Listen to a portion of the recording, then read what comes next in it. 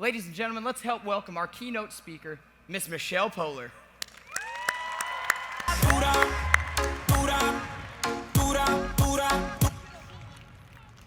Oh, my song. What happened? You guys, we need my song because we were all going to dance, right? You see? All right, we need to try this again. Let's see. There we go. Come on.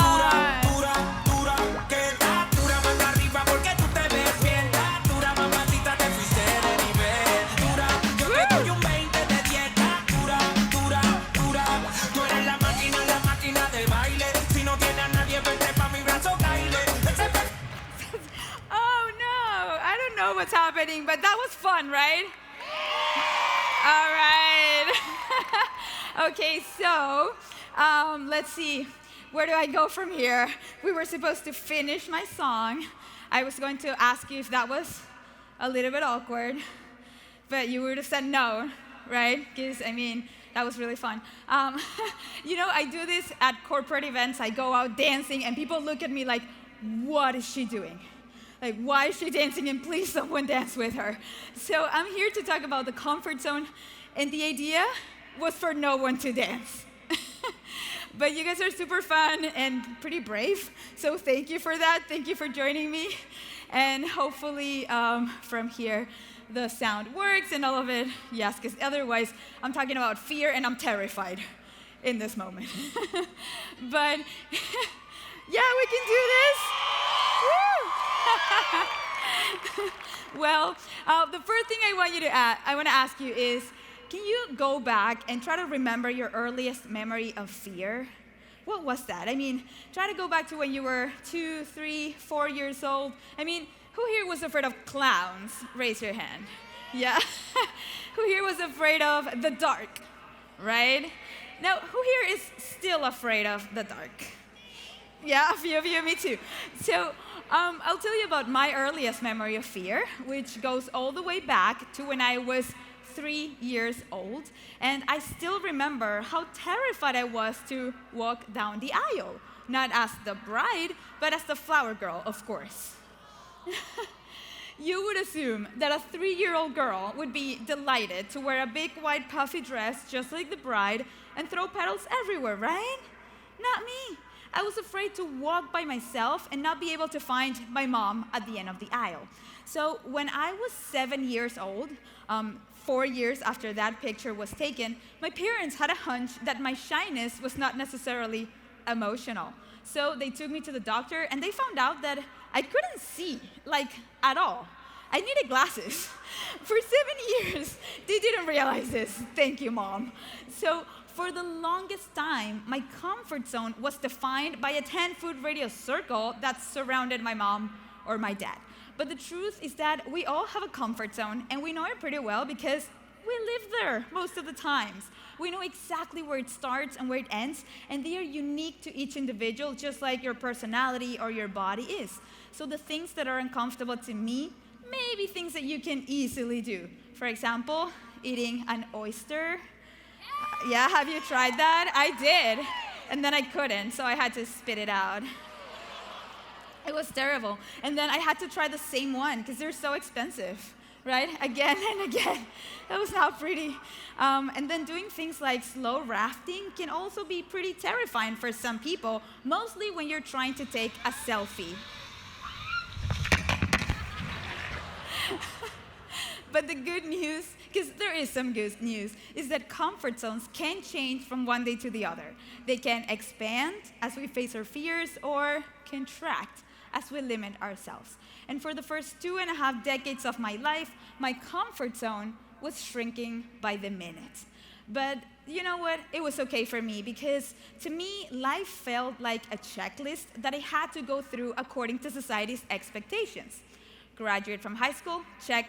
Go to college, check. Find prestigious job, get married, buy a home, have kids, right? I was doing everything I was expected to until it hit me. Who am I checking these boxes for? Who am I truly living for? I mean, I see that my parents, my professors, my mentors, they're all certainly happy with my outcome, but am I? I can say that I'm comfortable. but can I say I'm genuinely happy? So a couple of years ago, I realized that I had two options. I could continue checking society's boxes like it was expected of me. I mean, I was already married. I just needed to buy a home, have kids, have grandkids, and die. Pretty good, right? 4 things left. Or I could have the courage to create my own set of things and pursue those as well. Move to New York, give a TED Talk, become an entrepreneur, travel the world, write a book, impact others. So I had to start somewhere, right? And moving to New York is something I've always wanted to do since I was very little, but I never really dared to until a couple of years ago when I decided to do a master's in branding at the School of Visual Arts. And that's when my life started to change. Where would you like to be 10 years from today? Have you thought about that? Kids, that's the question that my professor asked us on the first day of class, right? So she challenged me and the rest of the students to think about our perfect lives 10 years from that day. And at that moment, I knew that I was about to have a panic attack. I mean, who here has done something like this where you try to plan your life ahead? Have you done it? Yes? Okay, it's pretty scary, right? Because you want to dream big, but not too much. You want to sound ambitious, but humble. You start dreaming of a 150-foot yacht, and somewhere down the line, you settle for a freaking kayak, right? You don't want to disappoint future you with big plans that went nowhere and then feel like a big failure. So I started to write down semi-ambitious things that I thought could make me happy 10 years from that day. And I wrote down things like, in 10 years, after working for some of the best companies in New York, I finally become an entrepreneur. I'm working with Adam, my husband, on building our business, whatever it is. But we travel a lot together for work, and we love it. We're being invited to speak at conferences and events about our accomplishments, and we're buying our first apartment in Manhattan. So I wrote my plan in April of 2015, and then this is what happened next. In July of that same year, I started my own movement. Then in October, I gave my first TEDx talk. And shortly after, I started receiving invitations to speak at schools, companies, events, and organizations around the world. Then in July of the following year, Adam joined me full-time on developing our business, and just a year later, we bought this beautiful apartment in Manhattan.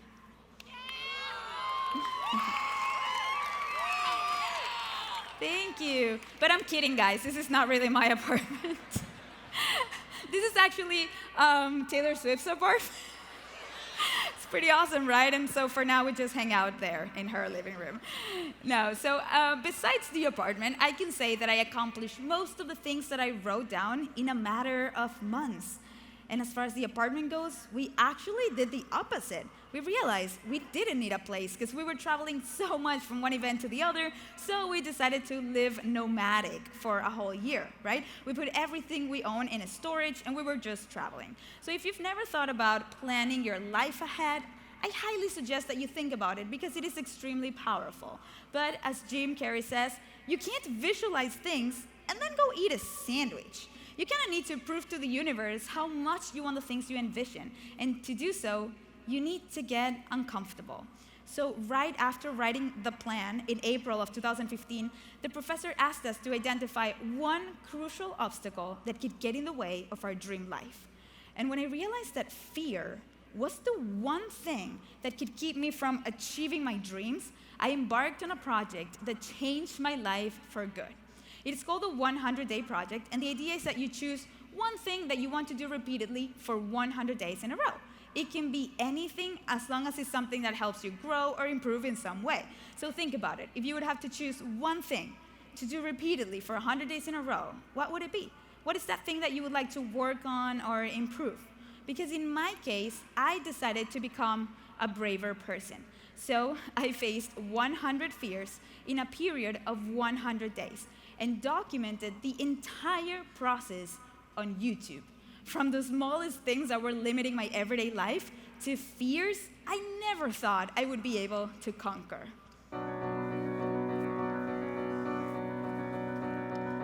Michelle Polar decided that she was sick of living her life in fear of the unknown and the unexpected, so she decided to embrace it. Every day for 100 days, she's pledged to do something that scares her. I'm here with Michelle Polar in Times Square, New York City, where she is living 100 days without fear. 100 miedos en 100 días. Michelle decided to spend 100 days conquering her fears.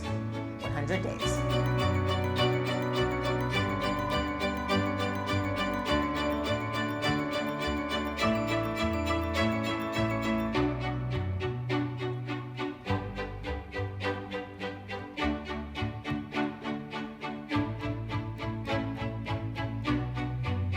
What I really believe that Michelle is experiencing is tapping into her inner strength that was there all along.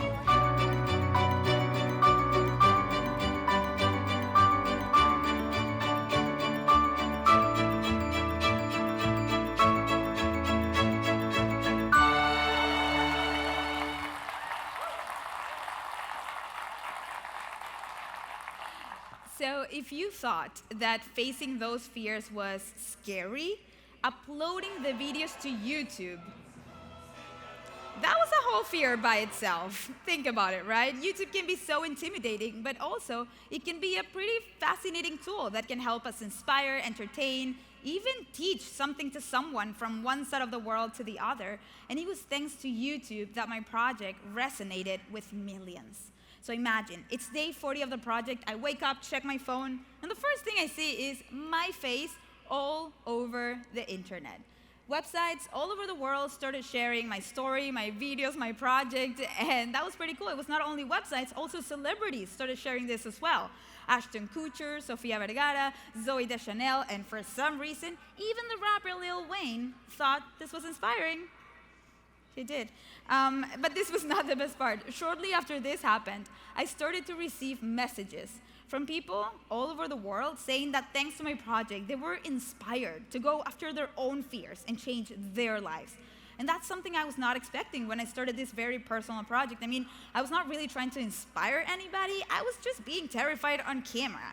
But reading all of those messages empowered me to go after much bigger fears. For example, my challenge number 95, jumping from a high cliff into the water. Picture this. For this challenge, I decided to rent a car, drive for 2 hours to a water park where I can safely face my fear without hitting a rock, because that was not the challenge that day. It was just jumping. So I went to the place, right? I went up the hill. There was a huge line, made the line. 30 minutes later, I'm there. I'm about to jump, and in that moment, I freeze. Ma'am, are you jumping or not? The lifeguard was pretty frustrated because there was this huge line of kids eager to run, jump, and make a splash, and there I was completely frozen. I kept telling my feet to jump, but they wouldn't listen. Have you ever felt like this, paralyzed by fear? Yeah, that's how I was feeling. And so the lifeguard came back and he was like, dude, even the little kids are jumping. I'm like, that's not helpful, thank you. But then a girl about this height, she came all the way to the front of the line, and she was terrified, just like I was. But she was like shivering and having second thoughts, looking down, doing this. So I looked at her, she looked at me, we kind of looked at each other like, no way. She was like, no way. So we kind of agreed, right? I felt good about it. But then, a couple of seconds later, she jumped. What the heck, right? I thought we were not jumping together. So I got a little bit mad, but then I was so inspired because I thought, if she did it, why can't I, right? So I approached the edge one more time. The lifeguard rolled his eyes one more time. I looked down, the girl survived, which is good news for me. And what I did is I started counting. 1, 2, 3, 4 for some reason, and I jumped. And that day, I learned the important difference between fearless and brave. Brave is when, despite the fear, we have the courage to take action. And that is way more powerful and inspiring than being fearless. Because think about it, all those little kids jumping fearlessly, I couldn't relate to them, so I was not inspired by them, right? It was that girl who showed me her fear, and then she showed me her courage. That is exactly what inspired me to take action. And I learned a very valuable lesson about leadership that day, right? true leaders are not those who hide their fears or pretend to be fearless. True leaders are those who take action despite their fears, are those who lead by example, mostly when it's hard. And now this takes us to a really fun fear that I want to share with you, dancing in the middle of Times Square like no one's watching. But at first, this was terrifying because I was the only one listening to the music. So can you imagine my embarrassment for a second? I was dancing, being very self-aware of what everybody else is thinking. And then I started to really enjoy the music, the moment, the vibe, the place, everything. And that's when other people started to join me. And suddenly, this became a party in the middle of Times Square. And that night, I got to experience, for the first time in my life, what living life to the fullest feels like. Have you ever experienced that, living life to the fullest? Because I heard about it in songs, in movies, but I never actually experienced it myself until this day. And what I learned is that it only happens when we do the things we love like no one's watching. Do you like to paint? Paint like no one's watching. Do you like to play a sport? Try playing like no one's watching. Or do you like to sing? Sing like if you're the only one in the room, even if there's 100 people in front of you. Because when we do the things we do out of love and passion, and we forget that other people are watching us and judging us, we will not only do a better job at it, but we will enjoy the moment way more. And that night, I not only made new friends and realized how much I enjoy dancing, mostly in public, but I created one of the most memorable videos for my channel. We're here at Times Square, a lot of people around me, and I'm going to dance like no one's watching. So I have my music here, I'm ready to go dancing. Let's do this.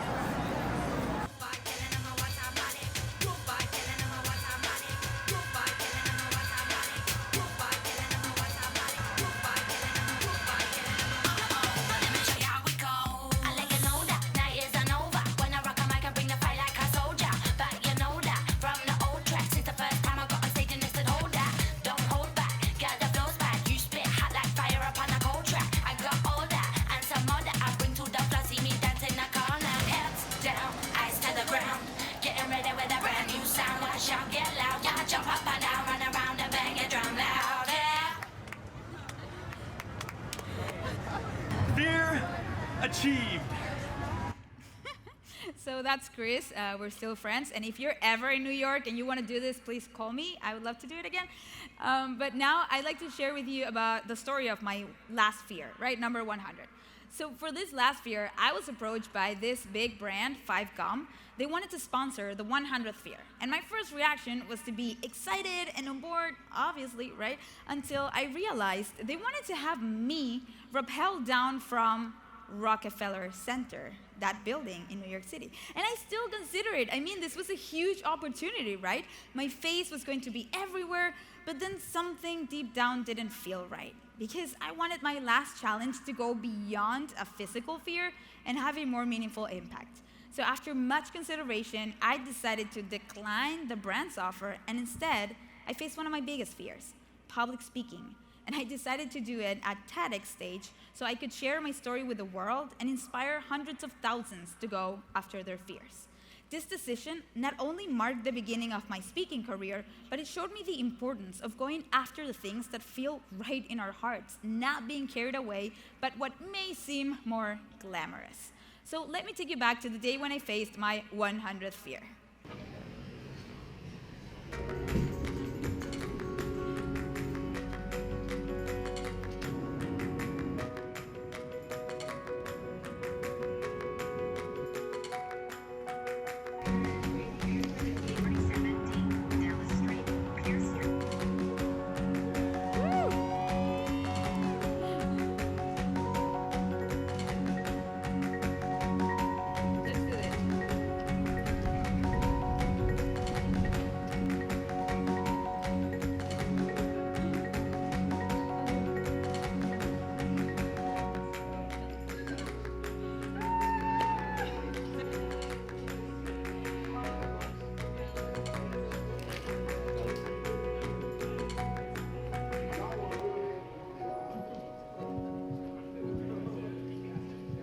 So right there, my heart was beating so loud, I could almost hear it.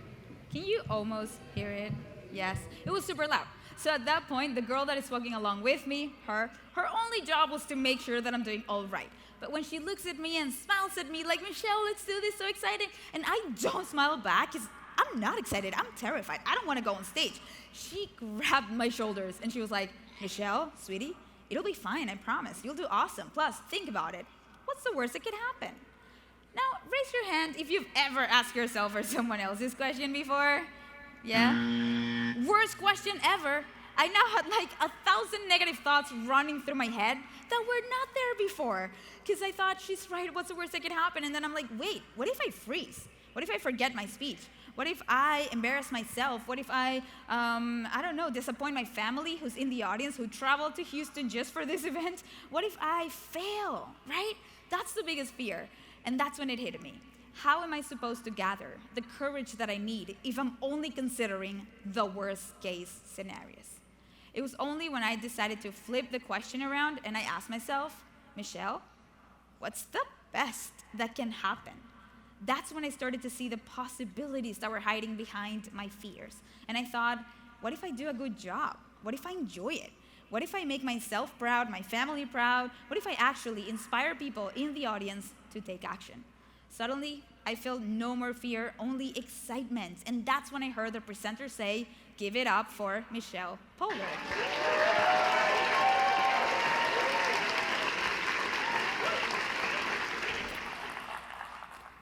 Today, right here, right now, I'm facing my 100th fear.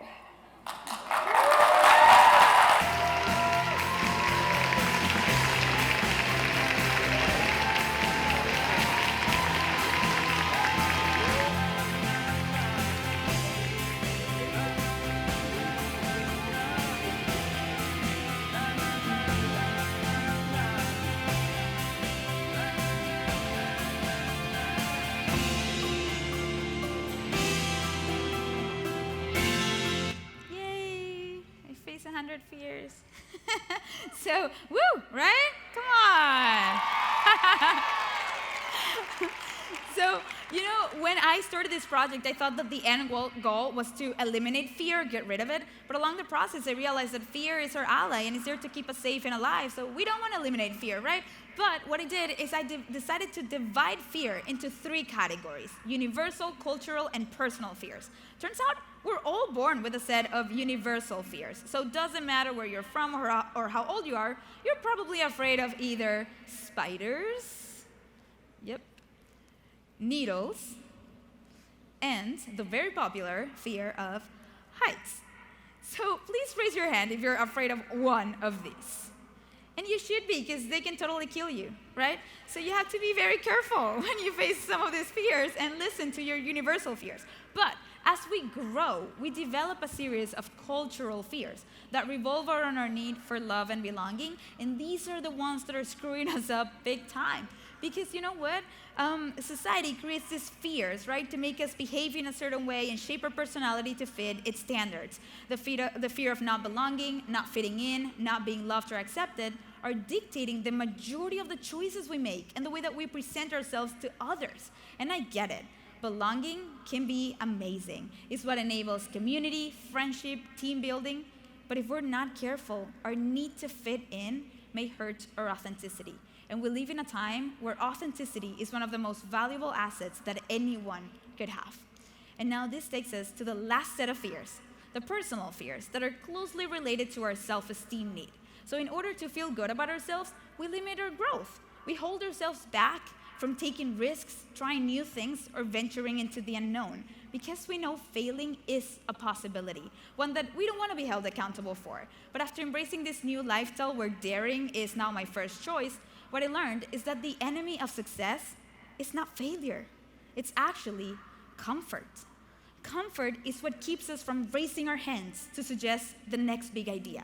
It convinces us to look down at our phones instead of sparking a conversation with the person sitting next to us. Comfort begs us to watch one more YouTube video instead of creating our own. And it tells us things like, good things come to those who wait.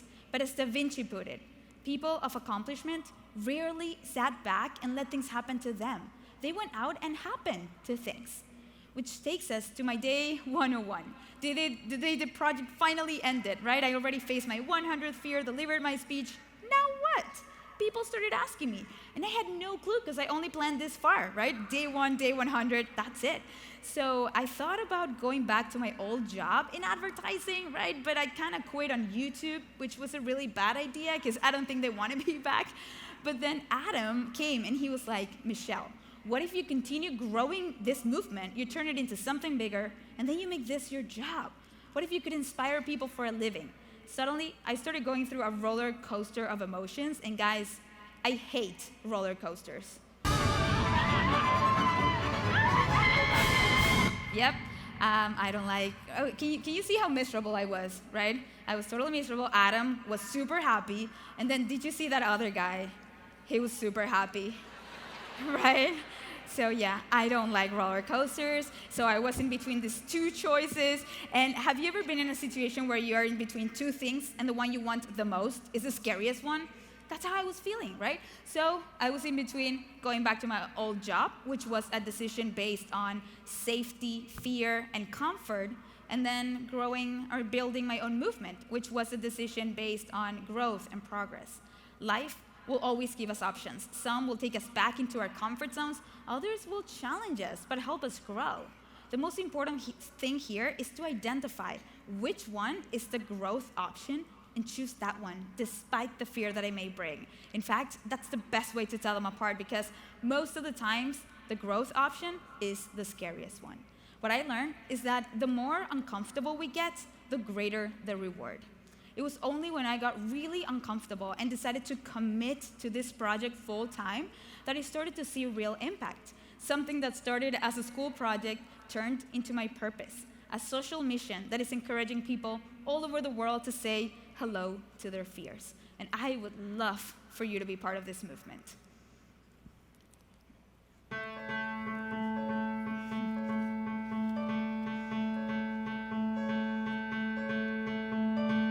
Hey Michelle, my name is Marcin and I'm from Poland. My name is Evelyn Lawrence. Jason Silva. Hey, it's Chris Gillibo, and I'm from everywhere. Panama. Colorado. Canada. I'm Dutch, but I live in the south of Spain. I faced the fear of writing to a girl with whom I haven't spoken to for a very long time. I faced my fear of traveling solo, a 3-month trip. Fear of rejection. Like I'm not good enough. Fear of birds. Skydiving. Cliff diving. Get this pixie haircut. Dance like nobody's watching. Starting over at 29 years old. Me against the world. Volunteering abroad for 6 months. I wanted to do something more meaningful and I switched career. I faced my fear of leaving home. Of moving away from home. Start from scratch for the second time. I was deathly afraid of speaking in public. Following my passion, pursuing my bliss, right? Living within the confines of my inspiration and somehow trusting that things will work out in the end. The biggest fear that I faced is living alone, all by myself, with my own thoughts, and it's felt amazing.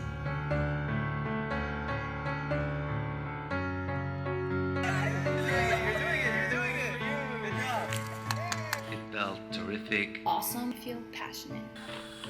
Beyond amazing. And I feel free. So fulfilled. Felt so satisfying. I have done more living in the last 3 years than I have in 33. Came home and felt more like myself than I have in a really long time.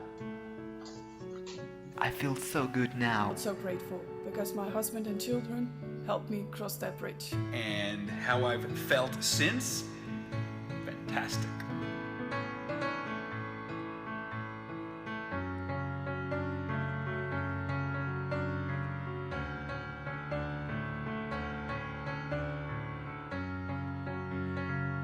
I learned to love myself as I am. Now it's time for my big fears.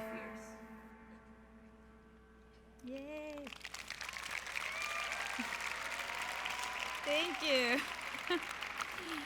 So, do you guys remember this slide, right? We could say that I moved to New York, gave a TEDx talk, became an entrepreneur, which allowed me to travel the world, impact others, and officially, as of this week, we have a Hello Fears book available for pre-order on Amazon. Yay! Right? So this was this was a huge growth move for me. I'm not a writer. English is not even my first language, so this was really challenging, but I'm so glad I did it. And you know why this is so important for you to see? Because do you know what this means? I checked all my boxes. It means I need to write new ones. So guys, we both have homework to do, because that's what I want you to do next. I want you to write your own boxes, right? Start thinking, what are the things that you care so much about that you're willing to get uncomfortable to make them happen, right? What are the things that you would put on your box? Not your parents' box or society's box, but your boxes, the things that you want to accomplish. And I don't know about you, but I mean, I already started writing mine. Are you guys going to help me get there? Yes! It's pretty crazy. We have so many people in this room that actually, if everybody buys the book today, we literally check that box. And that I would remember this event as the most epic event of my life if that happens. So I was thinking, what can I give you as a gift if you help me check my box, right? Achieve my goals. So I thought about doing this video, and I did it for you. And I'm telling you, explaining how to do your own 100-day project and crush it. So everything I did that worked out, what didn't work, and how to actually, do it, have some impact, go viral if you want. So if you want to have access to this exclusive video, you have to help me check that box. And also, I'm going to give away 2 tickets from your hometown to New York City by plane to one person that pre-orders the book today. So if you want to win that and help me check my box, all you have to do is take your phone out. And for now, just text the word FFA 2019 to the number 44222. It will ask for your email, and then it will tell you how to go from there. So I'll give you 30 seconds to do that. Text that, put your email, and yes, let's do this. I'll stand here awkwardly for 30 seconds, and I'll dance for you.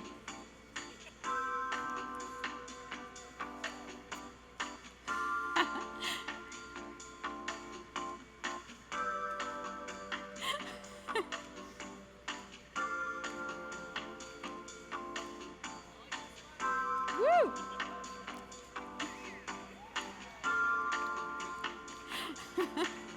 All right, so I hope that was enough time. If not, make sure to take a picture of the slide, and you have until tomorrow at noon to do it. Be part of this, and I will announce the winner over Instagram pretty soon. So now, because we had no chance to dance at the beginning, and I wanted to really see your moves, so now you all have to stand up. Come on. You have to show me your best move. FFA, we need to bring the house down. Are you ready? Let's do this. Woo!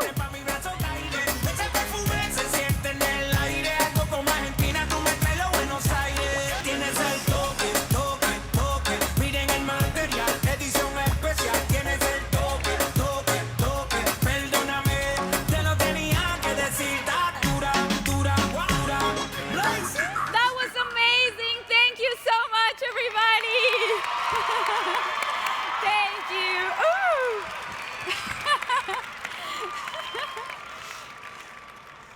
Ms. Poehler, thank you for joining us here at the 92nd National FFA Convention and Expo. We appreciate your dedication in the fight against fear, and we're excited to be joining that battle with you. Ladies and gentlemen, Ms. Michelle Poehler. Oh, thank you so much. Wait. Thank you.